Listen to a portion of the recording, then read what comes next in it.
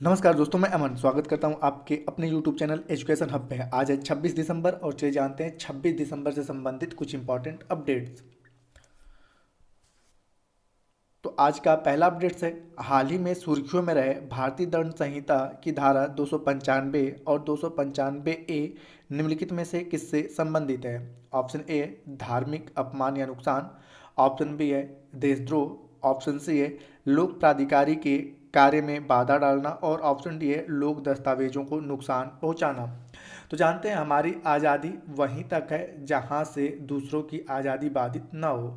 इसलिए अगर आप किसी धर्म या धार्मिक प्रतीक जैसे कि पुस्तक आदि को नुकसान पहुंचाते हैं या किसी भी तरह के इशारे या शब्दों को अपमान करते हैं तो आप 3 साल की सजा और जुर्माने से दंडित हो सकते हैं। ये प्रावधान भारतीय दंड संहिता के धारा 295 और धारा 295 ए में सजा का प्रावधान किया गया है। हाल ही में पंजाब के मुख्यमंत्री श्री भगवंत मान ने कहा कि भारतीय दंड संहिता की धारा 295 और 295 ए के मौजूदा प्रावधानों के अनुसार पवित्र पुस्तकों की अवमानना के लिए निर्धारित सजा पर्याप्त नहीं है। तो यहाँ पूछा गया है कि जो सुर्खियों में रहा धारा 295 और 295 ए, इसका संबंध किससे?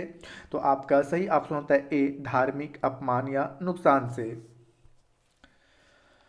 अगला क्वेश्चन, निम्नलिखित में से सर्वोच्च न्यायालय में सबसे अंत में दायर की जाने वाली याचिका कौन सी है? ऑप्शन ए है अपील याचिका, ऑप्शन बी है पुनर्विचार याचिका, ऑप्शन सी है उपचारात्मक याचिका और ऑप्शन डी है दया याचिका। तो जानते हैं छावला कांड में पुनर्विचार याचिका दायर किए जाने के बाद सुप्रीम कोर्ट में दायर की जाने वाली याचिकाएं फिर से चर्चे में आ गई हैं। सुप्रीम कोर्ट में प्रक्रिया के स्तर पर 3 तरह की याचिकाएं दायर की जाती हैं। इसमें सबसे पहले अपील याचिका होती है, ये पहले नंबर की होती है अपील याचिका। उसके बाद रिव्यू याचिका होती है यानी कि पुनर्विचार याचिका, और उसके बाद अंत में उपचारात्मक याचिका दायर की जाती है। ठीक है, तो ये तीसरे नंबर की होती है।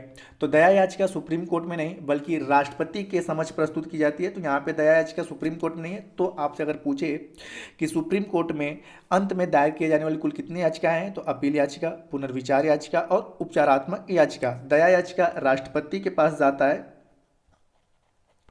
हालांकि इस क्वेश्चन में पूछा गया है कि सबसे अंत में दायर की जाने वाली याचिका कौन सी है, तो आपका जैसा कि आपने देखा है तो यहाँ पे उपचारात्मक याचिका सबसे अंत में दायर की जाती है। अगला क्वेश्चन है कि आर्टन कैपिटल द्वारा प्रकाशित 2022 में वर्ल्ड स्ट्रांगेस्ट पासपोर्ट की सूची में सबसे स्ट्रांग पासपोर्ट किस देश का है? तो ऑप्शन ए है आपका जापान, ऑप्शन बी है अमेरिका, ऑप्शन सी है यूएई और ऑप्शन डी है भारत। तो जानते हैं यहाँ पर कि हाल ही में आर्टन कैपिटल ने वर्ल्ड स्ट्रांगेस्ट पासपोर्ट 2022 की सूची जारी की है, जिसमें यूएई पहले स्थान पे है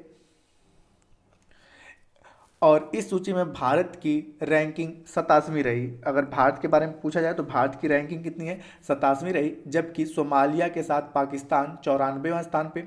पासपोर्ट रैंकिंग से पता चलता है कि किसी देश के नागरिक कितने देशों में बिना वीज़ा के प्रवेश पा सकते हैं। आर्टन कैपिटल का पासपोर्ट इंडेक्स वास्तविक समय में अपनी रैंकिंग को अपडेट करता है। इस पर नई वीज़ा छूट और परिवर्तन भी लागू होते हैं। तो यहाँ पूछा गया है कि आर्टन कैपिटल द्वारा प्रकाशित स्ट्रॉन्गेस्ट पासपोर्ट की सूची में पहले स्थान पे कौन है? तो आपका सही ऑप्शन होता है सी, यूएई।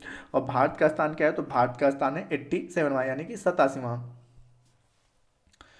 अगला क्वेश्चन है, साल 2022 के लिए विश्व मानवाधिकार दिवस का थीम क्या है? ऑप्शन ए है असमानताओं को कम करना, मानवाधिकार को आगे बढ़ाना, ऑप्शन बी है सभी के लिए प्रतिष्ठा, स्वतंत्रता और न्याय, ऑप्शन सी है stand up for human rights और ऑप्शन सी है इनमें से कोई नहीं। तो जानते हैं कि हर साल 10 दिसंबर को विश्व मानवाधिकार दिवस मनाया जाता है। साल 1984 में पहली बार संयुक्त राष्ट्र ने मानवाधिकार दिवस मनाए जाने की घोषणा की थी, लेकिन आधिकारिक तौर पर इसकी घोषणा 10 दिसंबर 1950 को की गई। मानवाधिकार वो मूलभूत अधिकार होते हैं जो बिना किसी भेदभाव के दुनिया के हर मनुष्य को जन्म से ही प्राप्त होते हैं। अधिकार दिवस को मनाने का मुख्य उद्देश्य लोगों को उनके अधिकारों के प्रति जागरूक करना है। इस दिवस का थीम रहा है वर्ष 2022 का सभी के लिए प्रतिष्ठा, स्वतंत्रता और न्याय। तो इस प्रकार से आपका सही ऑप्शन होता है बी। अगर आपसे पूछा जाए कि मानवाधिकार दिवस मनाए जाने का प्रस्ताव कब सबसे पहले आया गया था तो 1948 में, लेकिन इसे आधिकारिक तौर पे कब मनाया गया? 1950 में। तो प्रत्येक वर्ष 10 दिसंबर को विश्व मानवाधिकार दिवस संयुक्त राष्ट्र के द्वारा मनाया जाता है, और जिसका कि 2022 का थीम रखा गया है सभी के लिए प्रतिष्ठा, स्वतंत्रता और न्याय। अगला बिट से वन्य जीव संरक्षण विषय का उल्लेख निम्नलिखित में से किस सूची में है? ऑप्शन ए है संघ सूची में, ऑप्शन बी है राज्य सूची में, ऑप्शन सी है केंद्र की अवशिष्ट शक्ति, और ऑप्शन डी है आपका समवर्ती सूची। तो जानते हैं वन्य जीव संरक्षण समवर्ती सूची का विषय है। इस पर राज्य और केंद्र दोनों कानून बना सकते हैं। वन्य जीव संरक्षण का प्रावधान भारतीय संविधान के मौलिक कर्तव्यों के भाग 4 क के अनुच्छेद 51 ए जी में रखा गया है। तो यहाँ पे अगर पूछा जाए तो आपका फंडामेंटल ड्यूटीज जो कि आपका भाग 4 का है, भाग 4 क के जो आपका आर्टिकल है 51 के ए जी में, ठीक है, ए जी में रखा गया है, और इसकी जिम्मेदारी भारत के प्रशासनिक एजेंसियों के साथ साथ भारतीय नागरिकों को भी है। सरकार ने 1972 में वन्य जीव की सुरक्षा के लिए वन्य जीव संरक्षण अधिनियम 1972 को पारित किया था। हालांकि इस कानून को और भी अधिक प्रभावशाली बनाने के लिए इसको संशोधित किया जा रहा है। अभी यह संशोधन विधेयक राज्यसभा में पारित किया गया है। तो यहाँ पूछा गया है कि वन्य जीव संरक्षण के विषय में उल्लेख कहाँ पर है? तो आपका सही ऑप्शन होता है डी समवर्ती सूची। और यह चर्चे का विषय क्यों बनाए? क्योंकि वन्य जीव संरक्षण में संशोधन किए जाने के लिए एक विधेयक राज्यसभा में प्रस्तुत किया गया है। तो वन्य जीव संरक्षण अधिनियम पूछे आपसे तो कब पारित हुआ था? तो वर्ष 1972 में, और इसी को संशोधन करने के लिए विधेयक राज्यसभा में पारित हुआ है, जिसके कारण यह आपके अपडेट्स में आया है कि वन्य जीव संरक्षण अधिनियम किस सूची का विषय है? तो समवर्ती सूची। और समवर्ती सूची का तात्पर्य होता है कि जिसपे केंद्र और राज्य समान रूप से कानून बना सकते हैं, लेकिन अवशिष्ट शक्तियां किसके पास रहेंगी? केंद्र सरकार के पास रहेंगी। अगला क्वेश्चन है टाइम मैगजीन ने time person of the year 2022 किसे चुना? ऑप्शन है व्लादिमीर जेलेंस्की, ऑप्शन बी है एलन मस्क, ऑप्शन सी है जेफ बेजोस, और ऑप्शन डी है कमला हैरिस। तो जानते हैं हाल ही में टाइम मैगजीन ने यूक्रेन के राष्ट्रपति व्लादिमीर जेलेंस्की को पर्सन ऑफ द ईयर 2022 चुना है। इस साल फरवरी में ही रूस और यूक्रेन के बीच युद्ध चल रहा है। इस युद्ध में यूक्रेनी राष्ट्रपति ने बहुत ही साहस से अपने देश का नेतृत्व किया है। राष्ट्रपति बनने से पूर्व जेलेंस्की एक प्रसिद्ध हास्य अभिनेता थे। तो यहाँ पूछा गया है कि टाइम्स मैगजीन ने time person of the year 2022 किसे चुना है? तो आपका सही ऑप्शन होता है ए व्लादिमीर जेलेंस्की। और ये कौन है? तो यूक्रेन के वर्तमान समय के राष्ट्रपति हैं।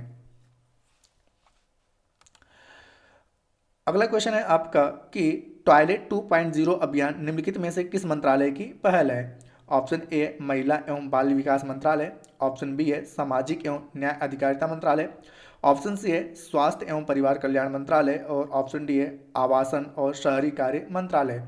तो जानते हैं पूरे देश में समग्र रूप से स्वच्छ और सुरक्षित माहौल बनाए रखने के लक्ष्य के साथ स्वच्छ भारत मिशन शहरी 2.0 ने भारत के शहरी क्षेत्र में सार्वजनिक और सामुदायिक शौचालय को बेहतर बनाने की जरूरत समझते हुए एक और कदम आगे बढ़ाया है।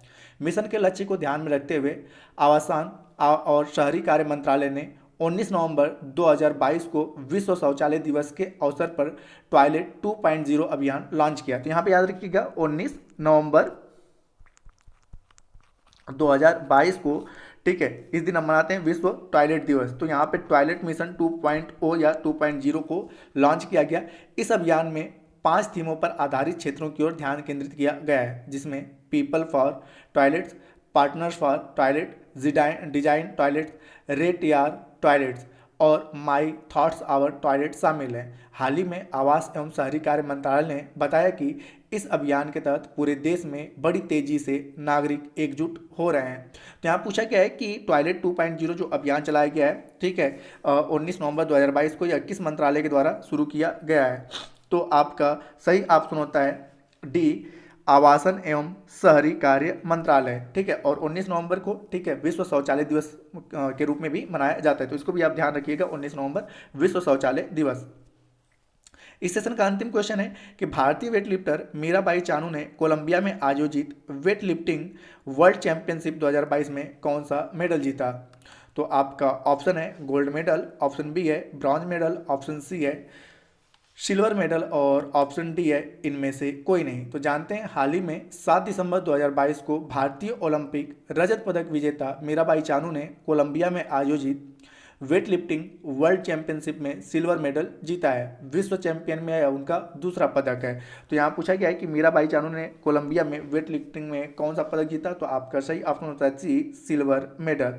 दोस्तों ये रहे आज के अपडेट्स। अब समय पिछले सेशन में पूछे गए क्वेश्चन का आंसर देने का। तो पिछले सेशन में आपसे पूछा गया था कि अंडर 20 रेसलिंग चैंपियनशिप में गोल्डन मेडल जीतने वाली पहली महिला रेसलर कौन है? तो इसका सही उत्तर था अंतिम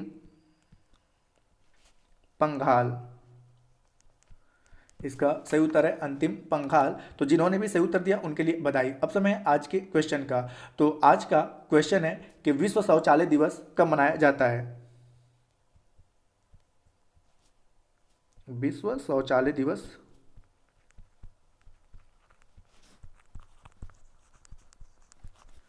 कब मनाया जाता है?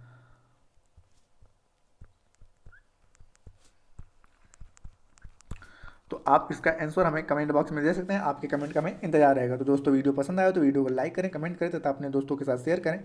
और चैनल पर नए हैं तो चैनल को सब्सक्राइब अवश्य करें। एवं इस पीडीएफ को प्राप्त करने के लिए आप हमारे टेलीग्राम से जुड़ सकते हैं, जिसका लिंक वीडियो के डिस्क्रिप्शन में दिया हुआ है। तो वीडियो के अंत तक बने रहने के लिए धन्यवाद। मिलते हैं जल्दी नेक्स्ट वीडियो में।